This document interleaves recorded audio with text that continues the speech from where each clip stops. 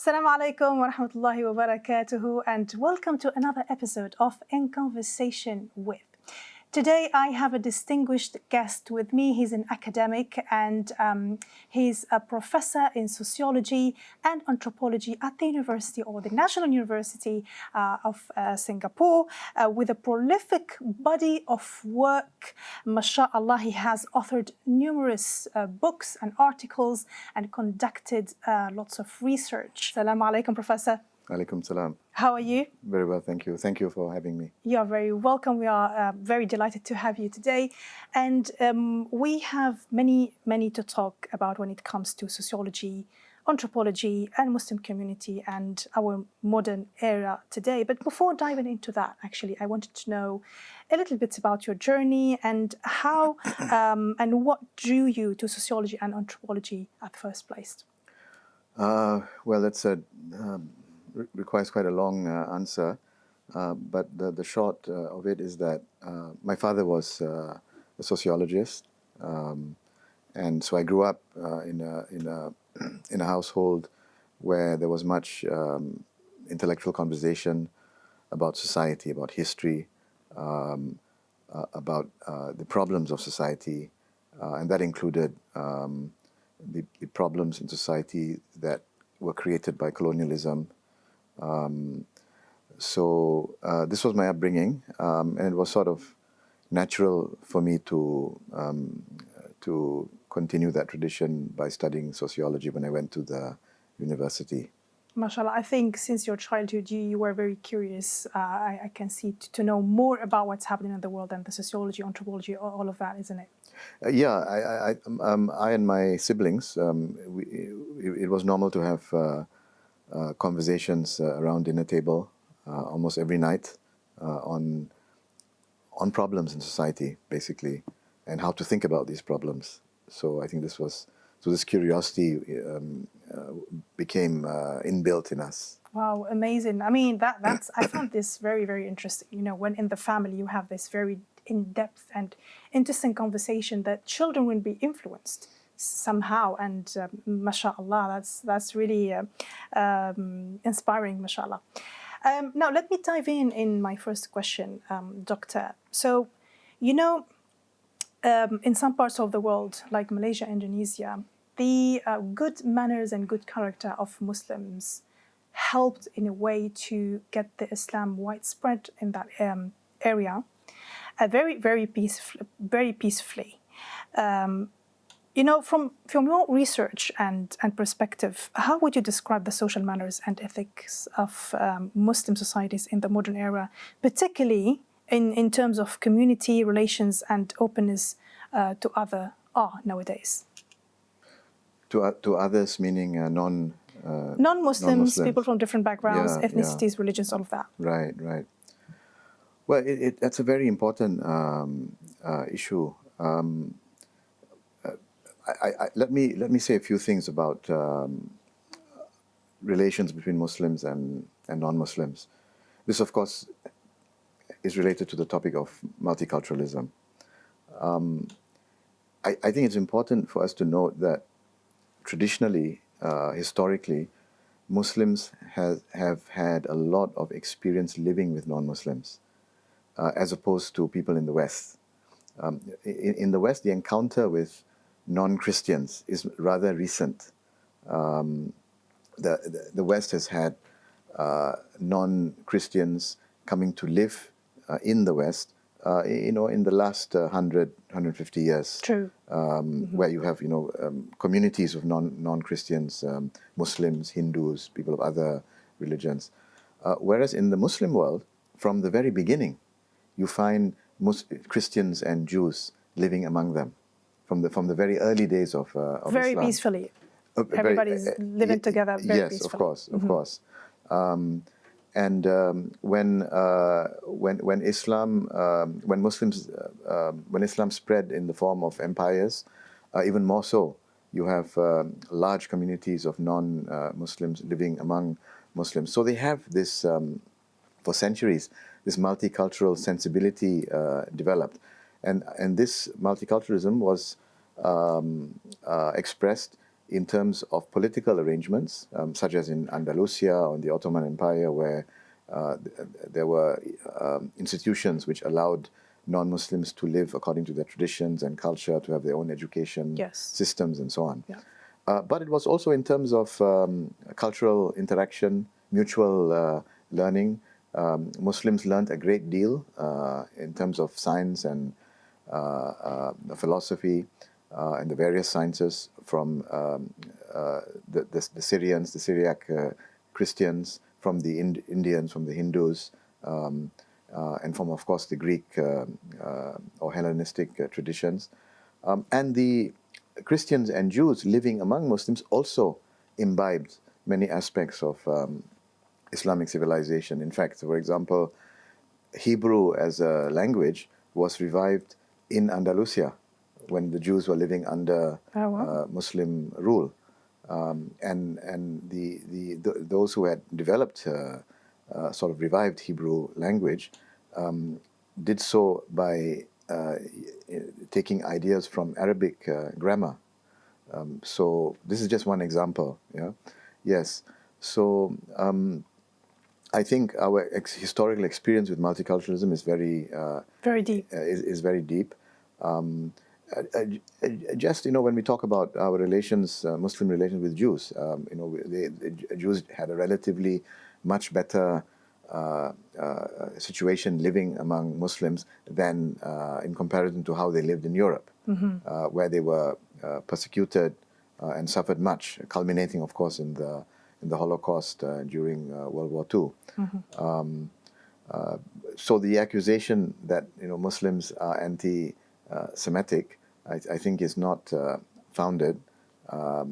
Muslims are generally anti-Zionist, which cannot be confused with anti-Semitism. That's right. I mean, an example from nowadays as well. So we have in places and countries like Morocco or Tunisia, we have a big Jewish community, and we don't, we feel that we are together like citizens, and there is no problems at all. Yes. Sometimes it's just the political thing that messes things up. Exactly. One of the largest Jewish communities in the Middle East is in Iran until today. So what you said is very true. But when we talk about relations between Muslims and non-Muslims, when we talk about multiculturalism, it's very important, and I think this is particularly important when we talk about the Western context, Muslims in the West. We should distinguish between tolerance, the tolerance that one community has for the other, whether it's in ethnic terms or religious terms, tolerance that Muslims have for Christians and Jews, or tolerance that Western Christians have for Muslims. Tolerance is one thing. It is, I would say, the minimum requirement for peaceful coexistence. But it's the minimal. It is not what we strive for. Because when you talk about tolerance, we mean one group is not really interested in the other group, but we tolerate you. For the sake of peace, we accept your existence, but we are not that interested in knowing more about you. We're not that interested in learning from you. So this is the issue with tolerance. But tolerance is a necessary feature that we must have. Yeah. But what we need to strive for is more than tolerance. We need to strive for understanding, respect, concern, even love, because we're all fellow human beings, right? And while our religious doctrines may differ, let's say between Jews, Christians, and Muslims, the doctrines may differ, but at another level, the level of values and spirituality, we have great commonalities. And there are so many wonderful examples from history where we see the love and the admiration and the concern that people of one tradition, religious tradition, have for another. For example, in centuries ago, you have the great Catholic Saint Francis of Assisi, who traveled all the way to Egypt during one of the Crusades and met Malik al-Kamil, who was a relative of Salahuddin Ayyubi. Yeah. he and Malik al-Kamil developed a very strong relationship, and they respected each other. They respected each other's religiosity, so much so that St. Francis developed certain rituals, certain religious formulas, certain litanies, which were influenced by Islam. Absolutely. I think that's the basics of how to be civil. Yes. And how to coexist, because in the end, like, we are living on the same planet, we are very different. Yes. And then the Quran urges us, you are created in one verse, Allah subhanahu wa ta'ala says, in the meaning, we are created so we can know each other. Yes, that's so right. So it's not to discriminate amongst each other. Yes, on the basis of politics or anything else, isn't it? That's right, yes. So there's a value in to be found in differences. But when we recognize these differences, we know these differences, we also look for the commonalities. And that is what I think draws or should draw people together.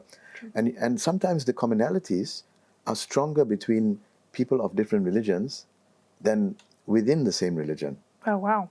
That's deep, Professor. How is that? Well, I will give you a very glaring example.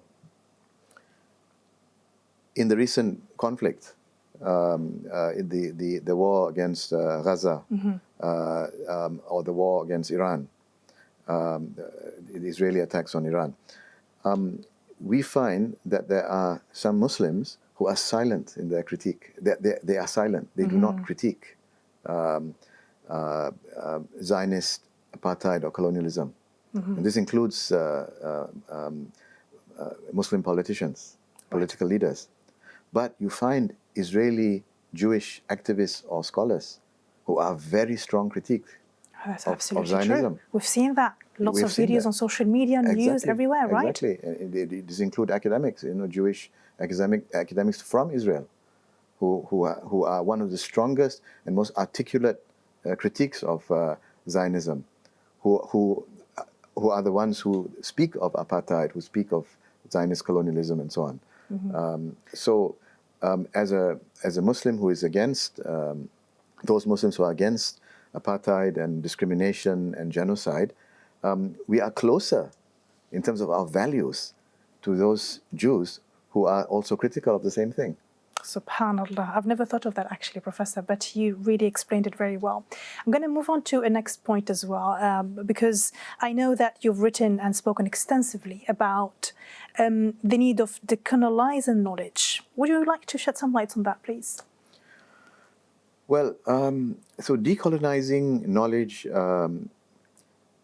is something that is necessary because of the fact that much of our knowledge is colonial in nature. Well, what does that mean, colonial in nature? Well, okay, so another way of putting it is to say that much of our knowledge is Eurocentric.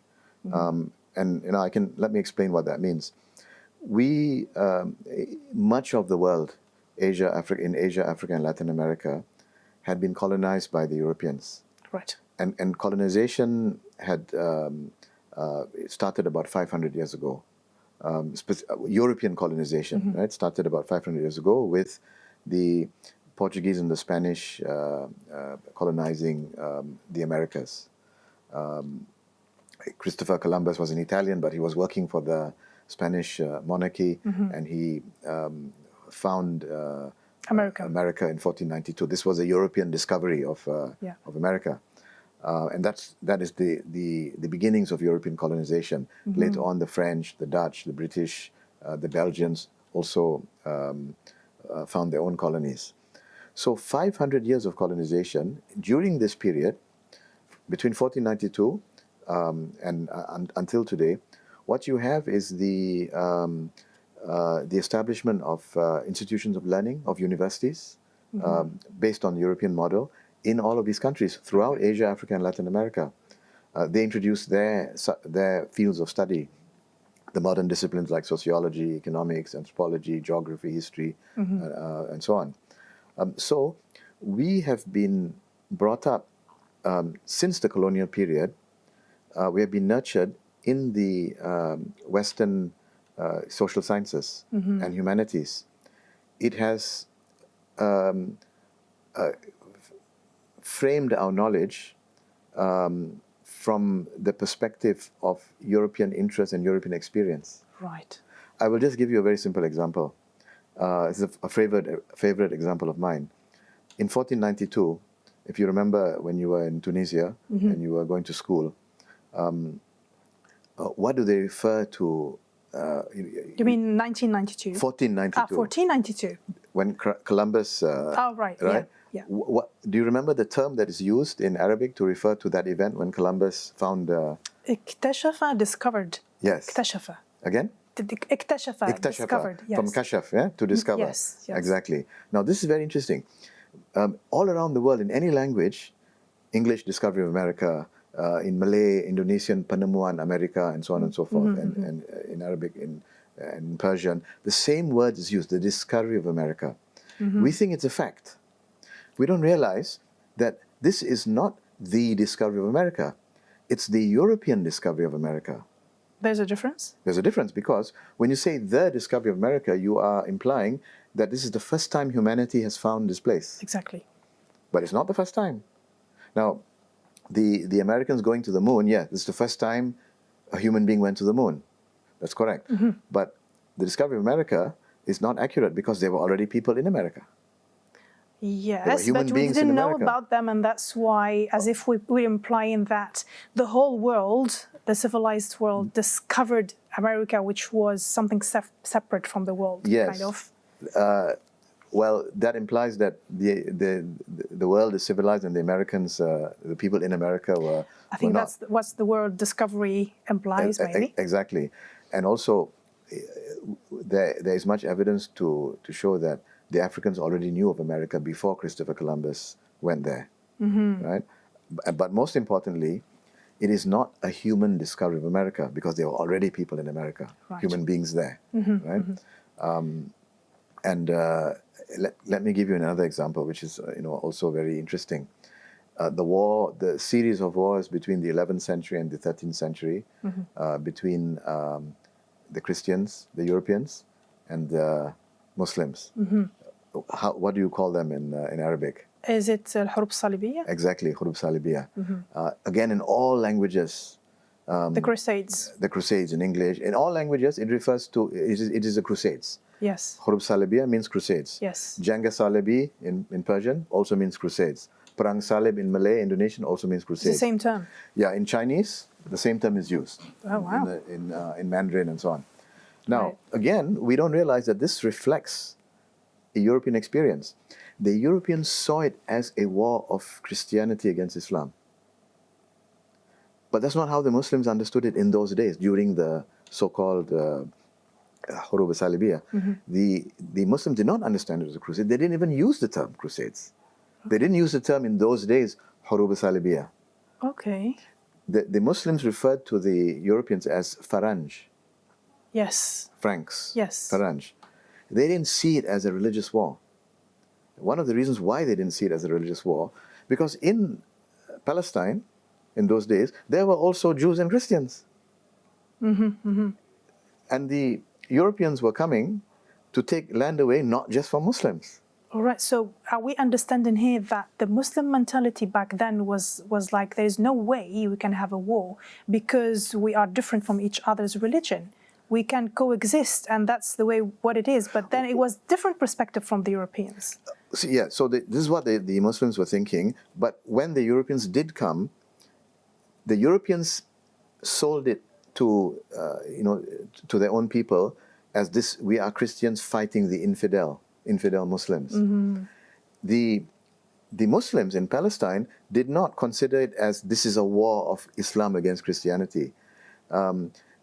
Because they could see that the Europeans coming from Europe to Palestine, along the way, they would kill Christians belonging to the Eastern Orthodox Church. Right. Right?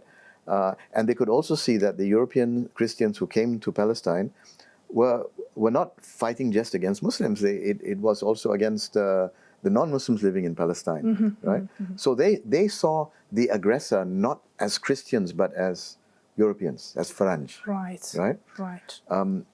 It's only in the 19th century, when the education system of Muslims was affected by colonialism, that Muslims started to call it Hurub Salibiyya in the Arab world, for example.